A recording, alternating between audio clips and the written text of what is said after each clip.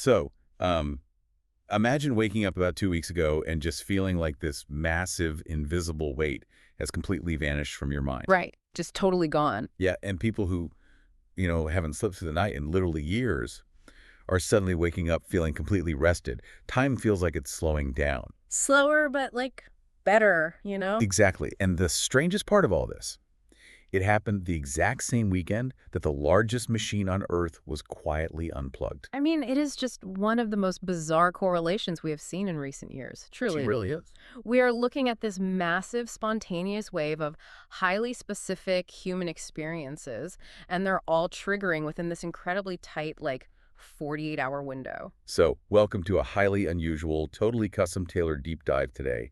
We're investigating a phenomenon that is absolutely dominating the past 3 weeks of reports across the Mandela Effect and experiencer communities. Right, and for those of you listening, we've pulled a huge stack of sources for this. Detailed threads from Retconned, our Mandela Effect, our Strangeness. Yeah, and what we're seeing in these sources isn't just your usual internet chatter. No, not all. It's this highly localized, really intense burst of perceptual shifts. And just to set the stage for you, we are approaching this deep dive with a strict investigative lens. We're not here to debunk these claims or, explain them away as mass hysteria. Right. We are definitely not trying to definitively solve the mystery of human memory and physics today.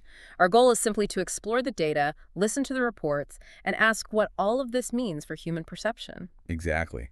Okay, let's unpack this. The catalyst for all of this. On Saturday, June 27th, 2026, at 6 in the morning, the operators at CERN dumped the final beams in the Large Hadron Collider. Over in Switzerland, yeah. Right. By Monday, June 29th, the machine was officially switched off, which marked the end of Run 3. And almost immediately, within days, the internet just lit up with people claiming that reality is, quote, snapping back. Snapping back. It's Yeah. such a specific phrase. It really is. Yeah. But before we get to the claims themselves, let's talk about what actually happens when you turn off the LHC. Because it's not just like flipping a switch on your living room wall, is it? Oh, no, far from it. When we say they dumped the beams, you have to understand the sheer scale of what is being powered down here. The LHC is a 27-kilometer ring of superconducting electromagnets. 27 kilometers, that's huge. Massive. And to keep these particles moving at, 99.99% the speed of light, those magnets generate a localized magnetic field of immense power, and they have to be cooled to nearly absolute zero.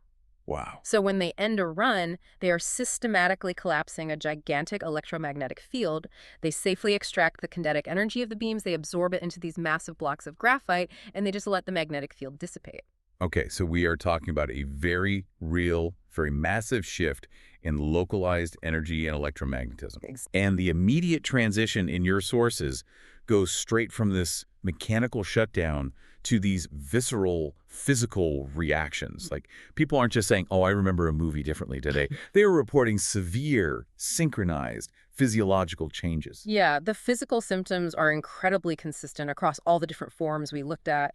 And what's interesting is they're overwhelmingly positive. Right, which you don't always see. No, you really don't. Users are describing this sudden, massive improvement in their overall mood. You read through these threads and you see this recurring slang popping up. People are saying they feel like they've finally stepped out of NPC mode. Oh, yeah, the NPC mode thing. For anyone unfamiliar with the gaming slang, that means feeling like a non-playable character. Right, exactly. Like you're just a background character in a video game, mindlessly going through the motions, acting on a script, and totally checked out of reality. Precisely. And people are reporting that this heavy mental fog, this chronic overthinking that has just plagued them for years, it just vanished over a single weekend. Just gone. Completely gone. One user explicitly said the world feels vibrant again. Some are suddenly feeling hypersexual. There was another user who wrote this fascinating post about how they could finally vividly smell the summer. Smell the summer. Yeah. Yeah. It's as if their sensory processing had been dulled or compressed for years, Yeah. and it was just suddenly decompressed. And the sleep data totally backs this up, too, in a really strange way. People who claim they literally haven't slept well in decades are naturally shifting to a 9 p.m. to 5 a.m. sleep schedule. Without alarms, even. Right. They're waking up early without that crushing morning dread we all know so well.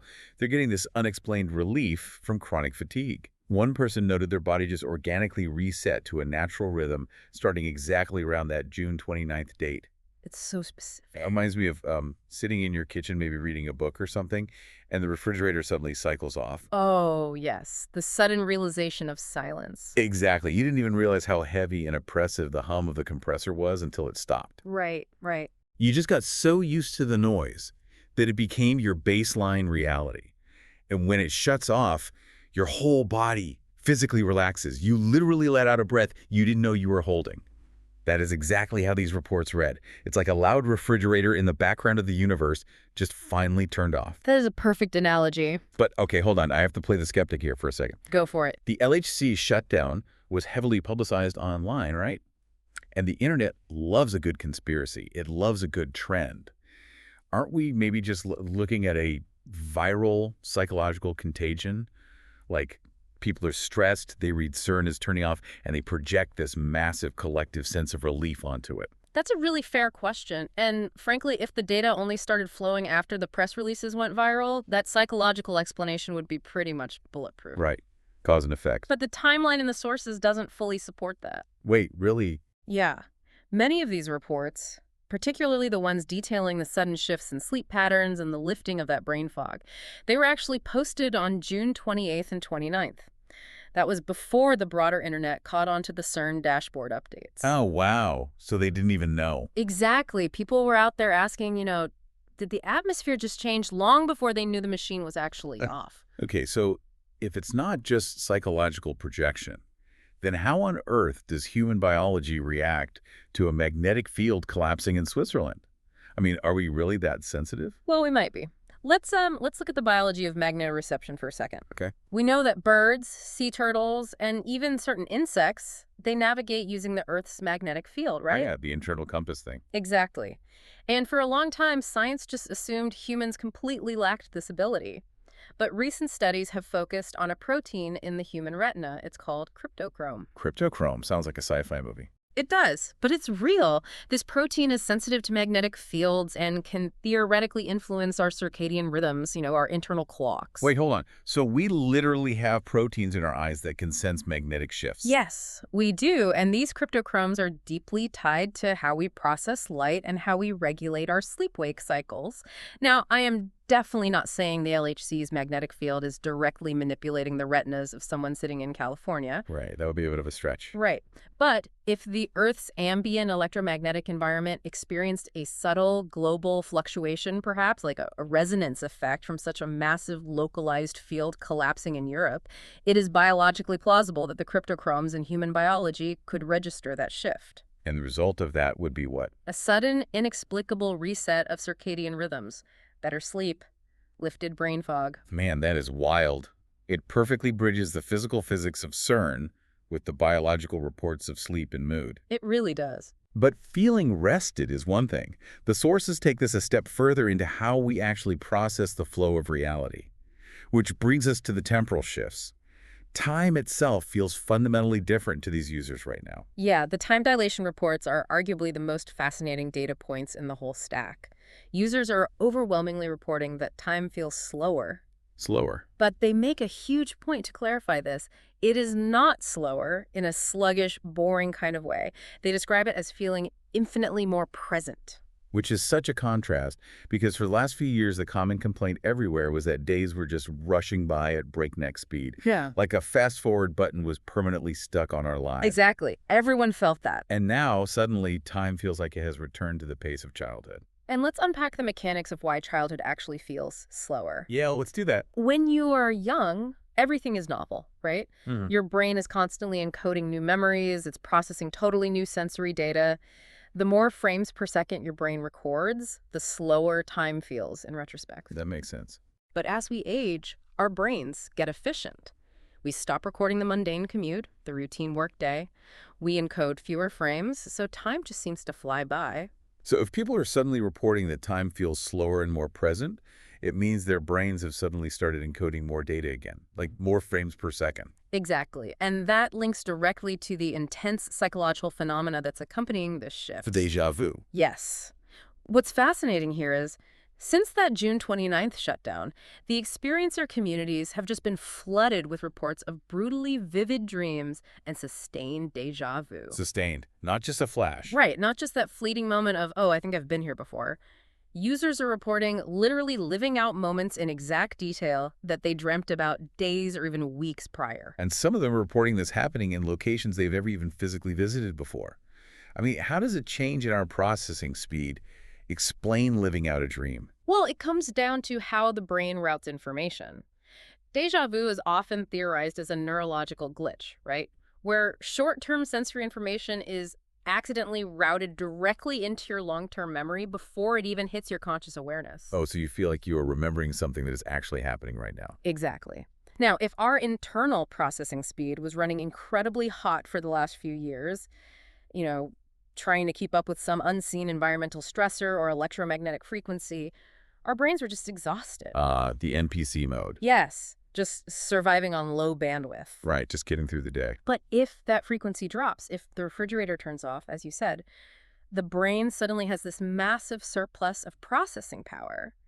Our alpha and theta brainwaves, which are the ones that govern relaxation and deep associative thinking, they can finally expand. And so the result of that expansion is what we're seeing now. Exactly. Hyper-awareness, ultra-vivid dreaming, and neurological misfires like sustained déjà vu, because the brain is simply processing reality faster and more deeply than it has in years. It's basically like upgrading your computer's RAM overnight. The whole operating system just runs smoother. It's a great way to put it. But, here is where we have to look outward. Because if our internal clocks and our sensory processing are recalibrating that dramatically, what the heck is happening to our external memory retrieval? Because the changes aren't just internal, right? They are leaking into the physical world. And this brings us strictly into the data from the Mandela Effect community over the last 3 weeks. Yes, the snapback. Now, we're going to assume you, the listener, already know the classic Mandela effects, so we won't waste time explaining the history of them. You know the drill. Right, we're focusing on the current shift. Exactly.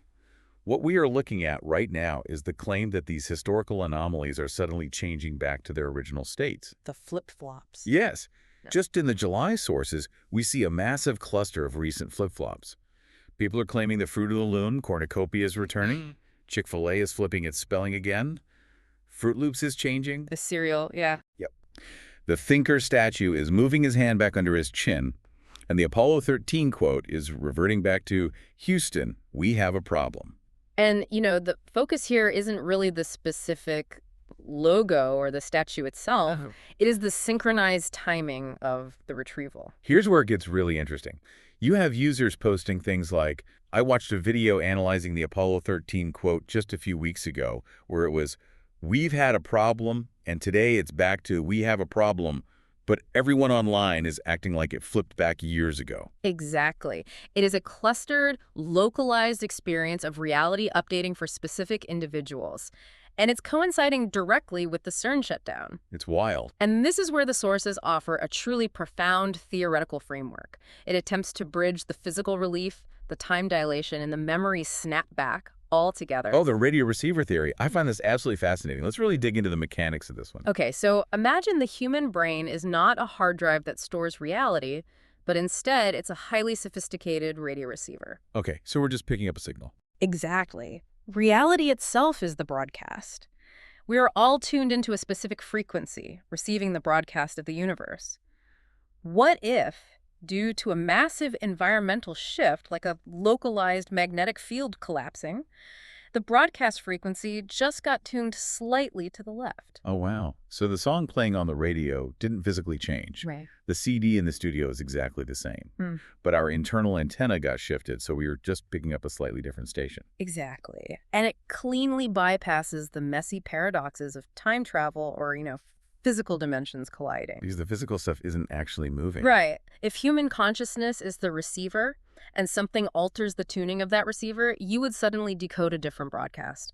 You would look at a logo and remember a cornucopia because you are now tuned to the frequency where that memory exists. And more importantly, it beautifully explains the physical relief. Yes. Because if your brain has been tuned to a station full of static for the last 4 years, just constantly struggling to decode a noisy signal, you would feel sluggish. You'd be exhausted. Right. You would have brain fog. And when the dial finally clicks into a clear channel, Yeah. the anxiety drops. Your sleep improves. You can smell the summer again. It perfectly harmonizes the heavy, sluggish feeling of the last few years with the vibrant, present feeling reported over the last 3 weeks. It really does. But, applying that framework to the Mandela effect implies something totally staggering about the nature of our shared existence. Which brings us to the most crucial part of this deep dive. We've laid out the data. We've talked about the physics of CERN, the biological shifts in sleep and mood, the mechanics of time dilation, and the receiver theory of memory. The full picture. Yep.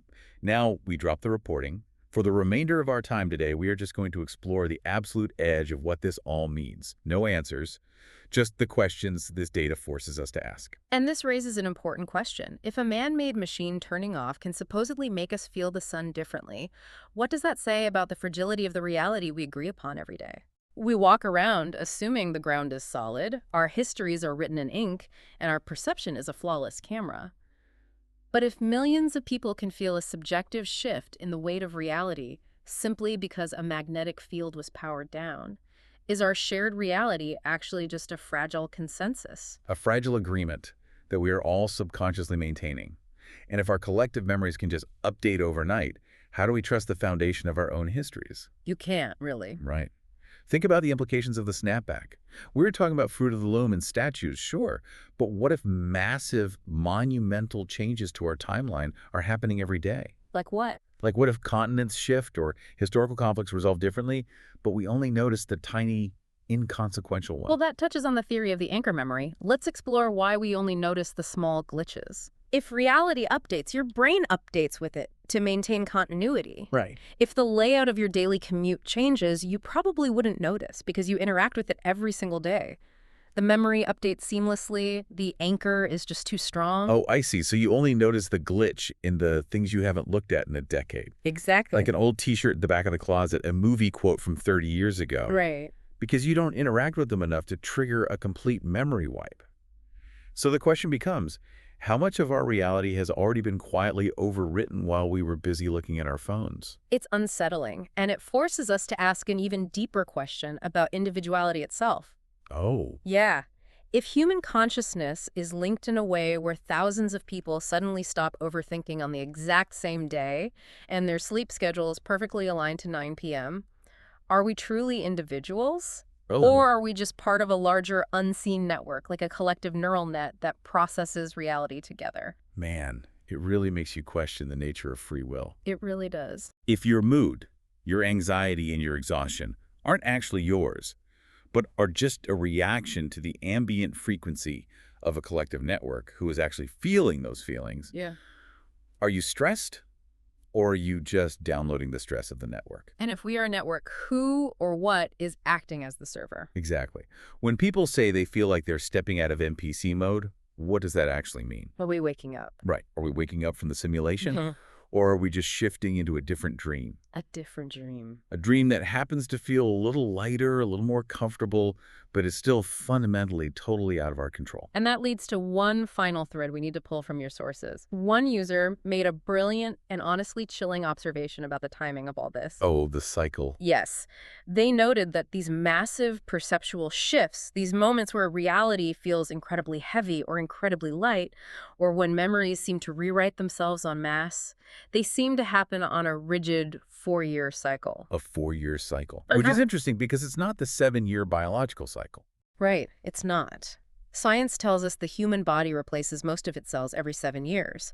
If these shifts were purely biological, you would expect a 7-year rhythm of profound change. But the data doesn't show that. No, the reports point to roughly every 4 years. Think about it. 2012, the end of the Mayan calendar, a huge cultural shift. Right. 2016, a massive global spike in Mandela Effect reports and, frankly, political upheaval. 2020, a complete alteration of global daily life and our perception of time. 2024. And now, here we are in 2026. Exactly. 2026 feels like a midpoint recalibration, like a quiet moment between the massive shifts. Interesting.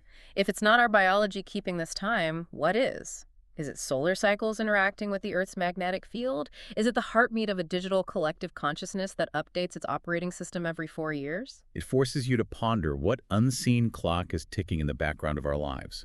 What metronome is keeping the beat for human consciousness? If the universe is a broadcast, someone keeps adjusting the dial. Someone keeps adjusting the dial. And that is exactly the thought we want to leave you with today. Yeah. We invite you to try an experiment when this deep dive ends. Just sit quietly for a few minutes, turn off your screen, sit in a room, and just observe your own internal clock. Pay attention to the background hum of your own mind. Exactly. Ask yourself the questions we've explored today. Does time feel different to you right now than it did a month ago? Have your dreams suddenly become cinematic and loud? Has a chronic weight inexplicably lifted from your shoulders since the end of June?